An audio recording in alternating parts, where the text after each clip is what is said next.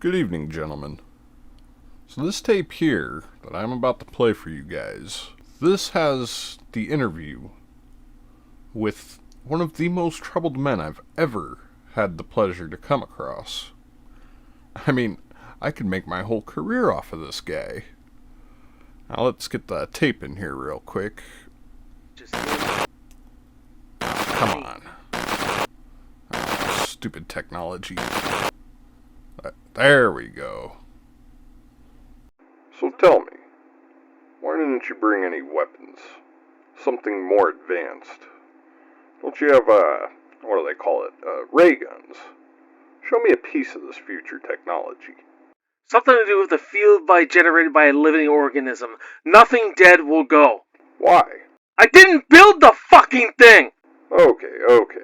But the cyborg, if it's, metal. Surrounded by living tissue. Oh, right. Why were the other two women killed? Most of the records were lost during the war. Skynet knew nothing about Connor's mother. Where she lived, her full name, they just knew the city. That Terminator was being systematic. Uh-huh. Well... Look, I have answered your questions enough, and I have to see Sarah Connor. I'm afraid that's not... Why am I talking to you? Who is an authority here? Please, Shut up! You still don't get it, do you? He'll find her. That's what he does. That's all it does. You can't stop him. He'll wade through you and reach down her throat and pull her fucking heart.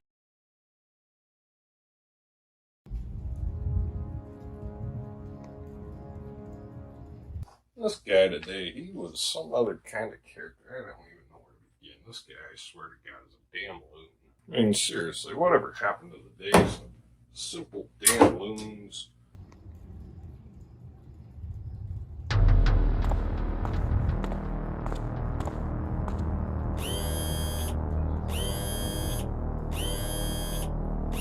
Wearing masks, knocking babysitters. But no, this guy's got to bring damn robots from the future. Oh, hell. This guy, I swear, clinically speaking, he's a loon. What in the fuck is that? God damn it, you genius. That's what happens when you build nuts all day long, every day.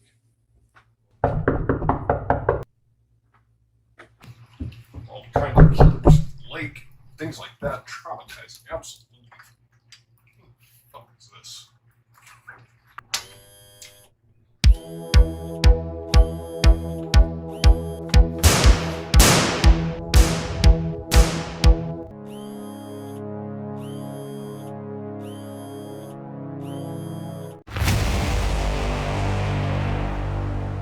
Terminator tells the story of a human soldier sent back through time to stop an almost indestructible cyborg killing machine sent from the same year, which has been programmed to execute a young woman whose unborn son is the key to humanity's future. What's going on, everyone? Welcome back to the channel. My name is Jason, and you're watching Backtrack Cinema, where we talk movies of the past that you know and love. And welcome back to the Alphabet Action Movie Challenge. This is a series I started in July where I go through each letter of the alphabet and talk about different action films, and we're on the final stretch here. We're on the letter T, and we are doing Terminator. So make sure you hit me up in the comment section and let me know what you think of Terminator. Do you like it? Don't you like it? All that stuff, and we'll have a great discussion in those comments. Terminator being one of my favorite movies of all time. Been watching it ever since I was like 5 years old.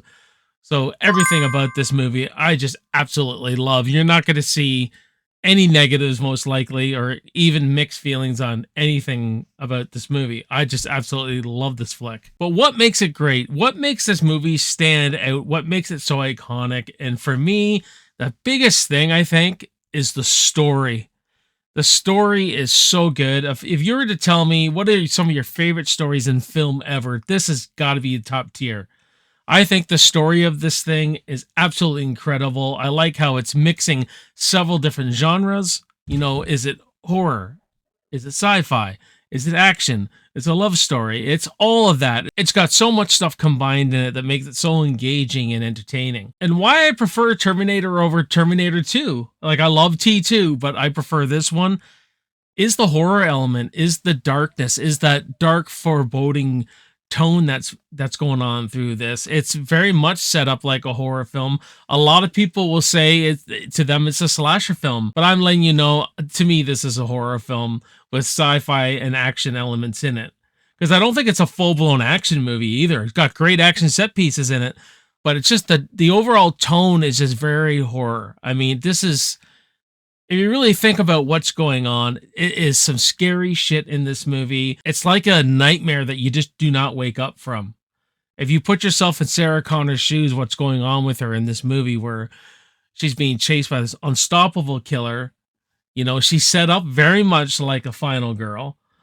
I mean, I often say, you know, if you go into that police station scene and, you know, Arnold didn't have a gun and he had to use an axe, I mean, this would be blood and guts all over the place. For me, it's an easy answer. It's horror. That's one of the things that really draws me to the film is the horror aspect, the darkness. You know, it's a scary film when you think about it. And there's a lot of elements in this that make this story so unique. The time travel aspect, what a way to change up the time travel thing that's been done. Even before this, it's been, you know, there's been movies about time travel, but the way he utilizes it in this with the characters and everything is quite unique. Doing this world building where, you know, humanity's been wiped out by machines, things we have created, and there's this war and there's this final battle where they send a lone soldier back to protect the mother of the leader of the resistance is absolutely fascinating, man. And that prologue at the beginning where he goes, but the final battle would be fought in the past tonight. That's just awesome. And when you see Reese and this Terminator going at it, like shooting at each other in the streets, you know, it's a war. It's a battle. It's a battle in Los Angeles in the past, though. And to me, that is so unique. So unique for its time and so awesome. Like, it's just, and the way he creates a time loop, sending Kyle Reese back to protect Sarah, then he falls in love with Sarah, impregnates Sarah, which we get John Connor of the future. So it has this time loop. It's something that's bound with fate because we have to send Kyle Reese back, and Skynet has to send a Terminator back because it will ensure its own existence, because the arm they find at the end, right, or which we find in T2, but essentially, yeah. So creating this time loop, what came first, the chicken or the egg, is awesome. And the love story is just awesome.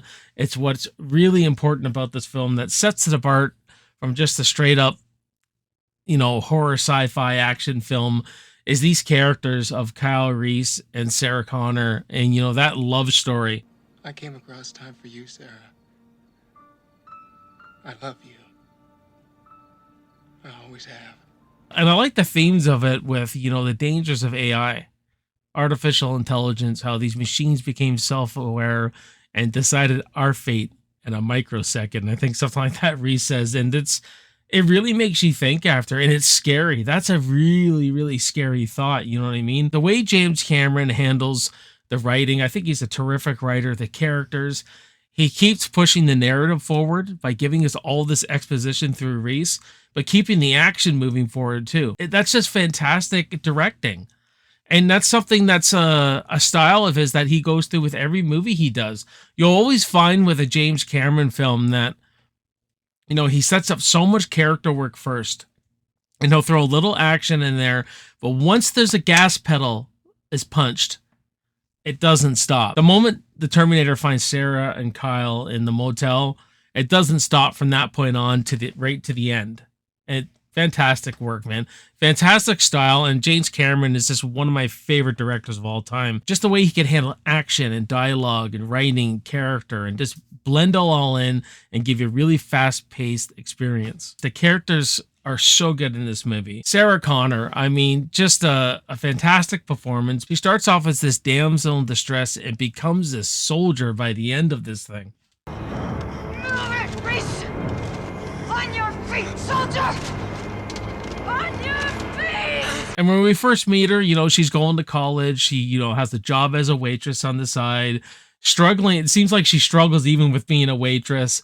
She kind of gets stood up on a date, all this kind of stuff. This a regular young woman would be going through, you know what I mean? Just a regular person. And then she gets this glimpse when she meets Reese that she's going to be the mother of the future. She is going to birth the leader of this resistance against the machines. And that kind of burden, man. That and with this Terminator coming after her, this cyborg killing machine coming after her, and she just learns on the way that she starts toughening up through the movie, and it's just fantastic to watch. And some of the emotional moments I really like, where in the police station, where she finds that Ginger's been killed and her eyes are all red, and her watching the tapes with Reese talking about the future. Linda Hamilton really emotes with her eyes a lot. And they say eyes are the windows to the soul, and she really uses her eyes really well.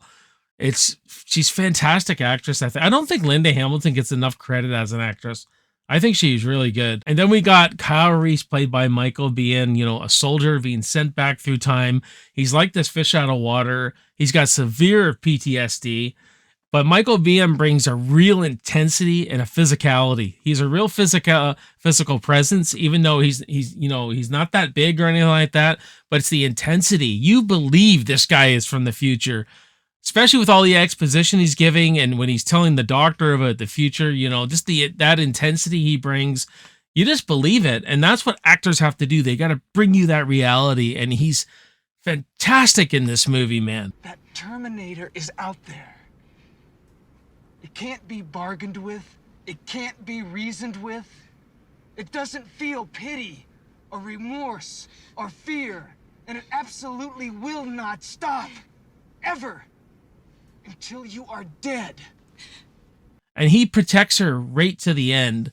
And if we want to talk about his PTSD a bit, you see it, man. Like, he's from a world that is all war. And when he's just relaxing in the car where he falls asleep and he wakes up and, kind of doesn't know where he is. And he realizes, he's in back in the past in 1984. You just see that. And then you see the world building Cameron does in the future of when he's got Sarah Connor's picture, which ties into the end of the movie, right? And when he's got Sarah Connor's picture, if I almost look at it this way, like it's the only thing that really takes the PTSD away, because he has it in the future too.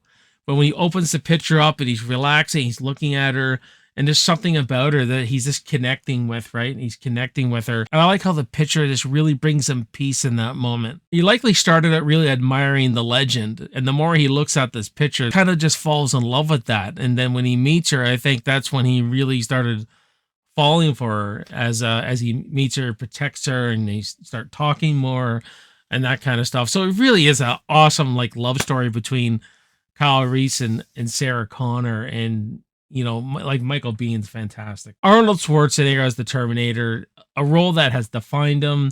He is meant to play this role. And with the first movie, he is scary in this movie. He was the bad guy in this movie.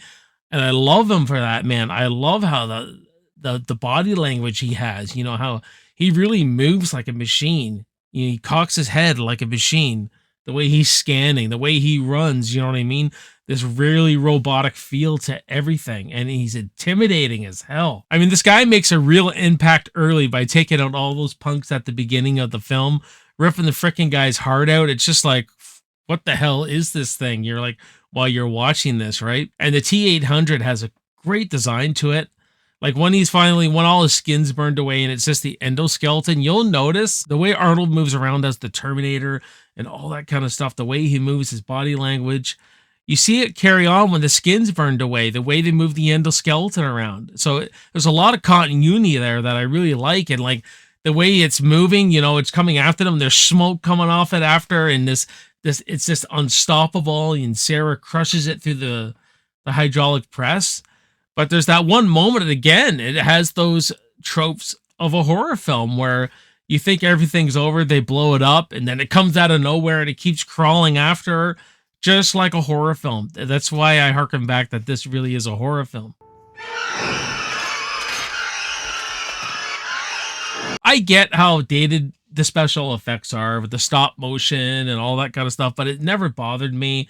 The way he puts his shades on, where he's taking his eyeball out. It was so impactful as a kid. You watch it now, of course it's dated. I see that.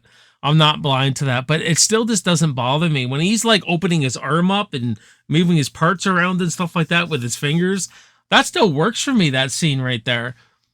But I get how some people say, it feels dated. I get that, but it really still works for me. That I think Stan Winston, for a $6.5 million budget in 1984, he did a fantastic job with everything. The music is amazing. It's got this great iconic score. When the Terminator's around, he has his own theme to him, like Jaws. You know, it's got that dun dun dun dun dun dun dun dun. You know what I mean? And it's really soft and everything, and really it has foreboding. It has a foreboding feel. I love the mix of very mechanical themes and very human themes. You know, the score going on with the love scene, it's great piano work. Absolutely love it. You know, our main theme is fantastic. The rhythm is kind of doing this, like, you know, dun dun dun dun dun dun dun dun dun dun dun, and then there's very the main melody he brings in, Brad Fiedel brings in, is very human, full of emotion, and it reflects the story a lot. A killer machine against these two humans who are in love with each other. So I absolutely think the score is so reflective of what's going on, and I absolutely love it for that. Some really great action set pieces. Some of my favorite action set pieces of all time, to be honest with you.